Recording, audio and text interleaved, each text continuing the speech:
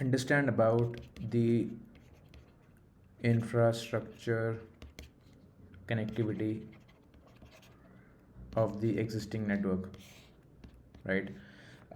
It's good. It's a good practice to get get a copy of the wired network topology. Ask it from the customer, copy of wired network topology. You should understand what the existing topology looks like. It will help you plan segmentation and security better for Wi-Fi. Okay, helps plan the segmentation and security better for Wi-Fi once you have the copy of the wired network topology, right? You can ask about where are the wiring closets. These are the few things that it always helps to understand where we can mount the AP, if there's a wiring closet around that or not. You can understand about switches or hubs. It's not a good practice to connect APs to the hubs. Not a good practice. It can be a security breach. So understand that if you have a cat 5 cable or a cat 6 cable, how are you really connecting the APs to the switch.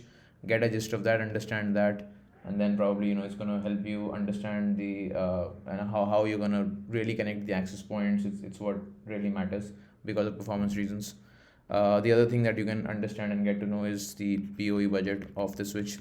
Ask this question because most of the APs can be powered on by PoE. Some .11 AC APs can be okay with the 82.3 AF power, which is approximately 15.5 watts, let's say.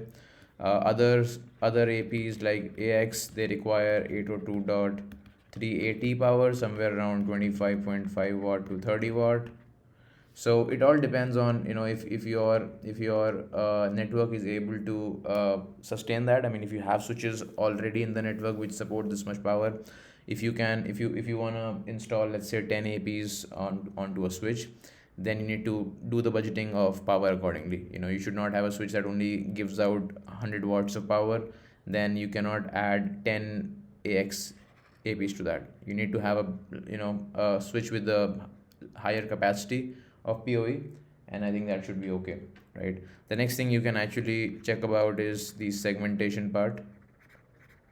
You can check what all or how many WLANs are there right now and what's the use of all that. You can understand if you're going to be really using the same VLAN on the wired and the wireless, or you're just extending the VLAN on the Wi-Fi and not using it on the wired, or anything like that. You just need to ask more and more questions from the customer around that, right?